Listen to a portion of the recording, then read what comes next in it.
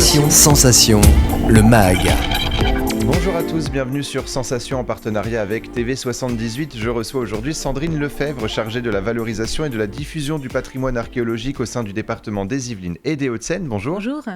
Alors, le département des Yvelines installe en décembre des panneaux historiques au centre de résistance des tailles d'Herbelais. On va y revenir dans quelques instants. Vous êtes chargé de la valorisation et de la diffusion du patrimoine archéologique au sein du département à la fois des Yvelines et des Hauts-de-Seine. Justement, est-ce que ces deux départements sont riches en patrimoine et en histoire ? Alors, comme beaucoup d'espaces du territoire national, il y a des vestiges du passé. En fait, il y en a partout. À partir du moment où le lieu est riche en ressources en eau et fertile, les hommes s'y sont installés depuis la préhistoire, en fait. Donc, il y a des traces partout. Il suffit de les chercher, je dirais. Après, certaines ont été détruites en raison de l'urbanisation, mais en fait, dans des petits espaces cachés, il reste encore des vestiges, et nombreux même. Et pourquoi faut-il valoriser l'histoire et le patrimoine d'un département comme les Yvelines ? Alors, le patrimoine en général, le lien vers le passé, pour moi, il est important de le faire revivre pour chacun.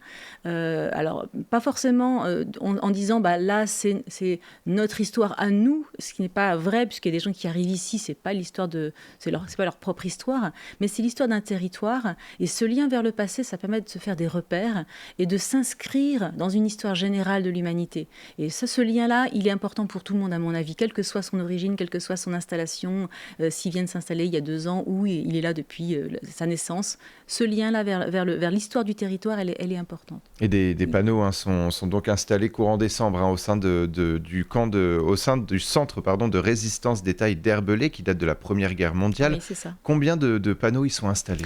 Alors, on va installer 5 panneaux. Un premier qui sera vraiment l'introduction sur ce que c'est que ce centre de résistance, à quoi ça correspond, à quoi ça servait, comment ça s'inscrit en fait dans un ensemble d'éléments de défense militaire qu'on va appeler le camp retranché de Paris. C'est le terme général, et ça c'est un des éléments de ce camp retranché de Paris. Et puis après, il y aura 4 panneaux de type pupitre qui feront le tour de l'ensemble, parce que c'est assez vaste, ça fait plus de 70 mètres de long sur 50 mètres de large.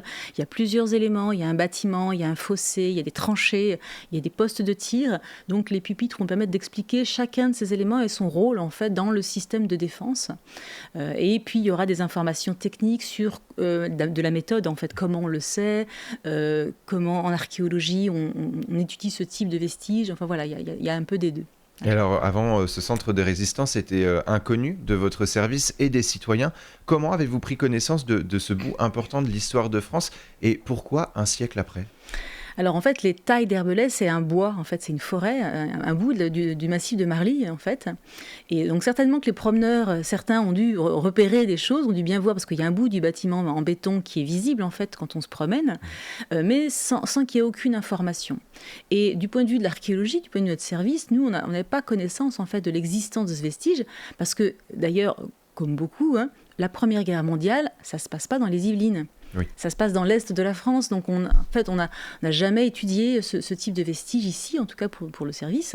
Et en fait, on a été alerté par les services de l'ONF, l'Office national des forêts, parce qu'en 2013, ils ont été mandatés par le ministère de la Défense pour organiser une grande exposition en prévision des commémorations de la Première Guerre mondiale, en 2014, pour parler de tout justement ce qui avait été installé en 1913 et 1914 pour défendre Paris.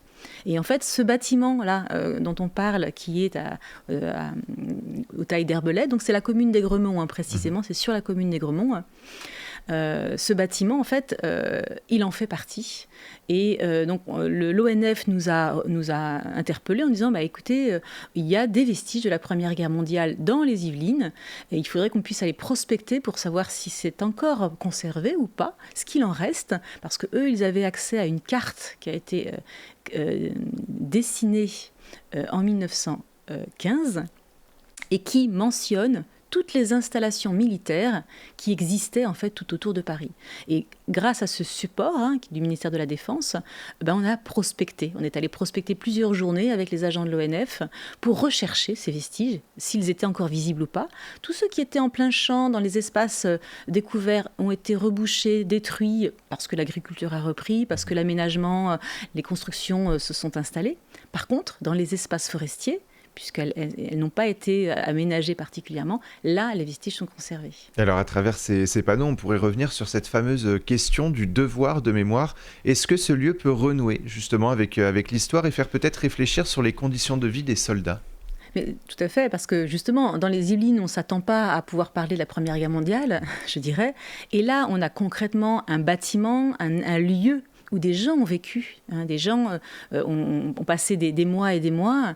Donc c'est intéressant de pouvoir le faire visiter, de le montrer, de façon à faire comprendre aussi tout le quotidien finalement des soldats de la Première Guerre mondiale, les conditions difficiles de vie, parce que l'endroit, on se rend bien compte qu'il y a beaucoup d'humidité. D'ailleurs, dans les archives, on a retrouvé le journal en fait du chef de la compagnie qui était là, qui décrit les difficultés liées à l'eau, en fait, des inondations régulières, des problèmes d'assainissement. Enfin, on peut vraiment se rendre compte de ce que c'était là, que d'être en 1914 sur ce site. Alors vous me parliez justement d'un journal. Est-ce que ce lieu a déjà dévoilé tous ses secrets ?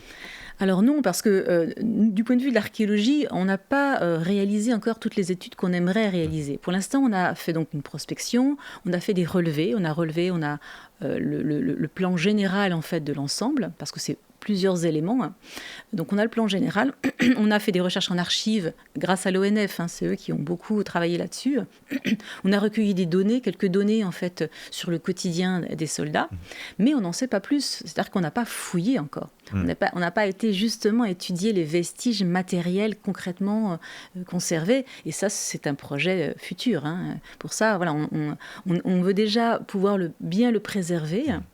Parce que comme il est inconnu, qu'il est dans la végétation, en fait, les gens se promènent, peuvent l'abîmer sans même s'en rendre compte, en fait.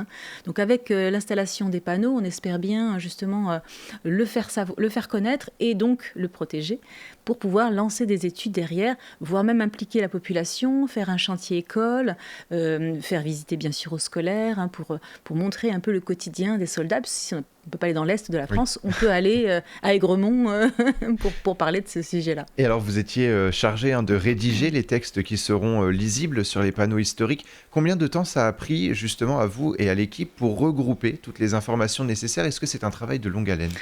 Alors, en fait, j'ai participé, moi, aux prospections en 2013 sur le site, donc pour repérer le vestige. Donc, j'avais fait les relevés avec les collègues de l'ONF GPS pour pouvoir faire le plan général. Ensuite, d'autres collègues sont retournés 2 ans plus tard, après avoir débroussaillé, grâce au service du département des Yvelines, le terrain, parce que c'est couvert de végétation. Donc, pour même comprendre comment ça fonctionne, il faut pouvoir débroussailler. Donc, ce travail-là a été fait, c'est bien important. Donc là, pour faire un relevé précis et mesurer les éléments, les photographier, puisqu'il y a des bornes en béton encore existantes. Enfin bon, il y a tout un tas de choses cachées sous les ronces, sous les feuillages.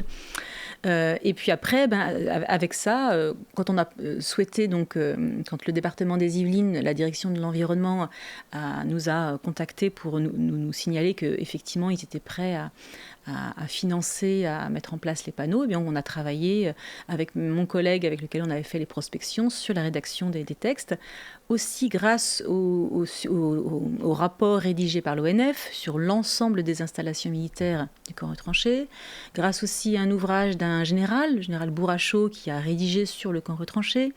Donc on a fait une synthèse en fait de ces éléments-là pour en sortir quelques éléments. Bien sûr, c'est jamais suffisant, on est toujours un peu frustré parce qu'il y a beaucoup de choses à dire. Oui. Et puis c'est un sujet qu'on connaît très mal, donc en fait, voilà, on a fait de la synthèse, mais clairement pour l'instant c'est plus un travail d'historien que d'archéologue parce qu'on n'a pas fouillé. Parce qu'on n'a pas été y mettre les mains encore concrètement. Et très rapidement, dans les 30 secondes qui nous restent, vous parliez justement d'ouvrir ce vestige finalement aux écoles, donc ça pourrait devenir aussi un outil pédagogique. Mais oui, parce qu'en CM2 ou en 3e, on aborde la Première Guerre mondiale. Alors on emmène les enfants parfois dans l'Est de la France pour aller voir les musées, etc. Mais là, on pourrait emmener assez facilement une classe sur ce vestige et parler du quotidien des soldats, même si on est à l'arrière et même s'il n'y a pas eu de combat à cet endroit-là, des soldats y ont vécu. Et puis, il y a toute la stratégie militaire, parce que justement, il y a le rôle des tranchées, le rôle des postes de tir, d'artillerie de canons, d'artillerie de mitraillettes. Enfin, il y a encore finalement plein de secrets que vous n'avez peut-être pas encore découverts. Pas encore, parce qu'il faut étudier plus. Merci beaucoup, Sandrine Lefebvre, d'avoir d'avoir été avec nous sur Sensation. Ce site est historique, donc je rappelle qu'il est important de le respecter. Et pour revoir ou réécouter cette émission, rendez-vous sur notre site et application Radio Sensation.